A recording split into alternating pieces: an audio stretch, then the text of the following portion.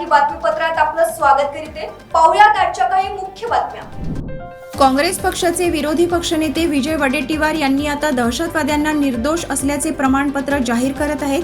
आता काँग्रेस पक्षातील नेते आतंकी कसाबची बाजू मांडत आहेत। 26/11च्या मुंबई दहशतवादी हल्ल्यासंदर्भात काँग्रेसच्या नेत्यांचे वक्तव्य अतिशय धोकादायक असल्याचे नरेंद्र मोदी यांनी म्हटले आहे। अहमदनगर लोकसभा मतदारसंघातील भारतीय जनता पक्षाचे उमेदवार डॉ. सुजय विखे पाटील तसेच शिर्डी लोकसभा मतदारसंघातील शिवसेनेचे उमेदवार सदाशिवराव लोखंडे यांच्या प्रचारासाठी पंतप्रधान नरेंद्र मोदी यांच्या सभेचे आयोजन करण्यात आले होते। यावेळी ते बोलत होते। श्रद्धा आणि सबुरीचा मंत्र ज्यांनी दिला त्या साईबाबांच्या चरणी नतमस्तक होतो। पुण्यश्लोक राजमाता अहिल्यादेवी होळकर यांनाही कोटी कोटी अभिवादन करतो, असे म्हणत पंतप्रधान नरेंद्र मोदी यांनी अहमदनगर जिल्ह्यातील प्रचार सभेला मराठीतून सुरुवात केली। लोकसभा निवडणुकीच्या तिसऱ्या टप्प्यात राज्यातील 11 लोकसभा मतदारसंघात मतदानाची प्रक्रिया सुरू आहे। त्यातच बारामतीच्या महाविकास आघाडीच्या उमेदवार सुप्रिया सुळे मतदानानंतर थेट अजित पवार यांच्या काटेवाडी येथील घरी पोहोचल्या। या भेटीत आपण केवळ आपल्या काकू म्हणजे अजित पवारांच्या मातोश्रींचे आशीर्वाद घेतल्याचा दावा केला, पण त्यांची ही भेट राजकीय दृष्टिकोनातून मास्टर स्ट्रोक ठरण्याची शक्यता आहे, कारण राजकीय विश्लेषकांनी या भेटीमुळे सुप्रिया सुळेंना प्रत्यक्ष मतदानात लाभ होईल असा दावा केला आहे। सुप्रिया सुळे व त्यांच्या कुटुंबियांनी मंगळवारी सकाळीच मतदान केले। 2024च्या लोकसभा निवडणुकीच्या तारखा 16 मार्च रोजी जाहीर झाल्या। याच दिवसापासून देशात आचारसंहिता लागू झाली। 19 एप्रिल रोजी नागपूर आणि रामटेक लोकसभा मतदारसंघातील निवडणूक पार पडली असली तरी मतदान होत नाही आणि त्यानंतर नवे सरकार स्थापन होत नाही तोपर्यंत आचारसंहिता लागूच राहणार असल्याचे जिल्हा निवडणूक शाखेकडून सांगण्यात आले। राजकीय पक्ष आणि त्यांचे उमेदवार यांचे सर्वसामान्य वर्तन कसे करावे याची आचारसंहिता दिली आहे। रत्नागिरी सिंधुदुर्ग लोकसभा मतदारसंघात मंत्री उदय सामंत यांचे भाऊ किरण सामंत हे सध्या नॉट रिचेबल आहेत। त्यामुळे या मतदारसंघातील भारतीय जनता पक्षाचे उमेदवार नारायण राणे यांची डोकेदुखी वाढली आहे।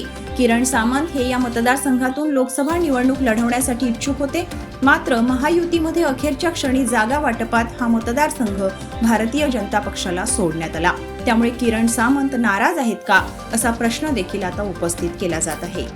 संपूर्ण देशाचे लक्ष लागलेल्या बारामती लोकसभा मतदारसंघातील सुप्रिया सुळे विरुद्ध सुनेत्रा पवार या नणंद भावजईच्या लढतीचा फैसला बारामतीकर मतदार आज मंगळवारी करतील।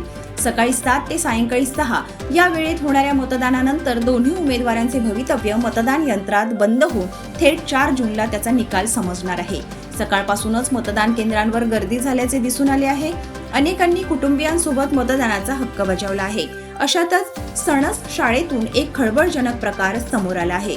ज्येष्ठ नागरिक कमळाचे चिन्ह नाही म्हणून नाराज असल्याचे समोर आले आहे।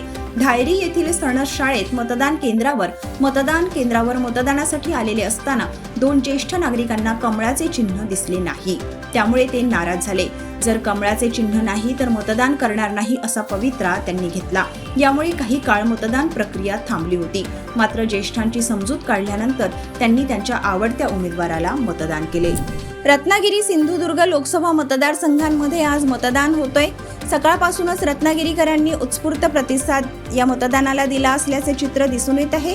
रत्नागिरी शहरातील शाळा नंबर 1 इथं चक्क मतदानासाठी लाईन लागल्याचे चित्र पाहायला मिळते आहे। रत्नागिरी सिंधुदुर्ग लोकसभा मतदारसंघांमध्ये महायुतीचे उमेदवार नारायण राणे विरुद्ध महाविकास आघाडीचे उमेदवार विनायक राऊत यांच्यामध्ये खरी लढत होणार आहे।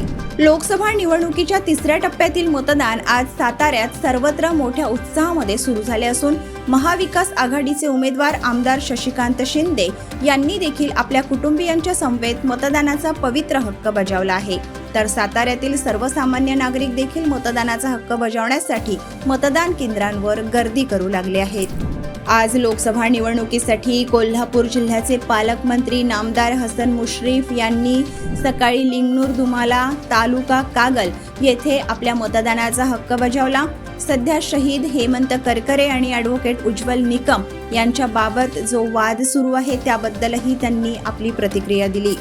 लोकशाहीचा उत्सव आज संपूर्ण देशभरात साजरा होतोय। देशाचा नागरिक म्हणून मी देखील मतदानाचा हक्क बजावला आहे। देशाचे नेतृत्व कोणी करावे हे ठरवणारी ही निवडणूक असून रत्नागिरी सिंधुदुर्ग लोकसभा मतदारसंघातून महायुतीचा उमेदवार निवडून येईल अशी प्रतिक्रिया राज्याचे उद्योग मंत्री उदय सामंत यांनी दिली। रत्नागिरी सिंधुदुर्ग लोकसभा मतदारसंघात 60% पुढे मतदान होईल असे उदय सामंत म्हणाले। आमदार भरत गोगावले यांनी सपत्नीक मतदानाचा हक्क बजावला। सुनील तटकरे यांच्याकडे चांगले व्यक्तिमत्व असणारे उमेदवार म्हणून त्यांना पाहिले जाते। केंद्रामध्ये रायगड लोकसभा मतदारसंघाचे प्रतिनिधित्व करणारे खासदार कसे असावे तर ते सुनील तटकरेंसारखे असावेत असे सर्व जनतेचे म्हणणे होते। त्यामुळे सर्व कार्यकर्ते व पदाधिकाऱ्यांनी खूप मेहनत घेतली आहे अशी प्रतिक्रिया आमदार भरत गोगावले यांनी दिली। लोकसभा निवडणुकीच्या तिसऱ्या टप्प्यात 10 राज्ये आणि एका केंद्रशासित प्रदेशातील 93 जागांसाठी आज मतदान सुरू झाले आहे। सकाळी 7 वाजल्यापासून सुरू होऊन सायंकाळी 6 वाजेपर्यंत हे मतदान सुरू राहणार आहे। या टप्प्यात गृहमंत्री अमित शहा, आरोग्यमंत्री मनसुख मांडविया आणि विमान वाहतूक मंत्री ज्योतिरादित्य सिंधिया यांच्यासह 7 केंद्रीय मंत्री आणि 4 माजी मुख्यमंत्र्यांची प्रतिष्ठा पणाला लागली आहे। पंतप्रधान नरेंद्र मोदी आणि गृहमंत्री अमित शहा यांनी अहमदाबादमध्ये मतदान केले। यापूर्वी 19 एप्रिलला पहिल्या टप्प्यात 102 जागांवर आणि 26 एप्रिलला दुसऱ्या टप्प्यात 88 जागांवर मतदान झाले होते। तिसऱ्या टप्प्यातील 93 जागांचा समावेश झाल्यास आज संध्याकाळी 283 जागांवर मतदान पूर्ण होईल। 4 जूनला हा निकाल लागणार आहे। आमदार नितेश राणे यांच्या पत्नी ऋतुजा राणे यांनी मतदान केले। कणकवली वरवडे येथे ऋतुजा राणे यांनी मतदानाचा हक्क बजावला व सर्वांना मतदान करण्याचे आवाहनही त्यांनी यावेळी केले। भाजपा महायुतीचे उमेदवार नारायण राणे काही क्षणात मतदान केंद्रावर दाखल होणार आहेत। मतदान करण्यापूर्वी नारायण राणे यांच्या पत्नी नीलम राणे यांनी औक्षण करत त्यांना विजयासाठी शुभेच्छा दिल्या। देशाचे पंतप्रधान नरेंद्र मोदी यांनी तिसऱ्या टप्प्यामध्ये अहमदाबाद येथे जाऊन मतदान केले। मतदान केल्यानंतर पंतप्रधान मोदींनी लोकांना मतदान करण्याचे आवाहन केले। ते म्हणाले, मी नेहमीच येथे मतदान करतो आणि अमित भाई भाजपचे उमेदवार म्हणून येथून निवडणूक लढवत आहेत। आपल्या देशात दानाला खूप महत्त्व आहे आणि त्याच भावनेतून देशवासियांनी जास्तीत जास्त मतदान करावे। उष्णता लक्षात घेऊन आरोग्याची काळजी घ्या, खूप पाणी प्या असा सल्ला देखील त्यांनी यावेळी दिला। गृहमंत्री अमित शहा यांनी अहमदाबादमध्ये मतदान केले। शहा हे गांधीनगरमधून लोकसभेचे उमेदवार आहेत। काँग्रेसने सोनल पटेल यांना येथे तिकीट दिले आहे। तर हे होतं आजचं बातमीपत्र। पुन्हा भेटूयात पुढील बातमीपत्रात। तोवर बघत राहा शंखनाद आवाज सत्याचा। नमस्कार।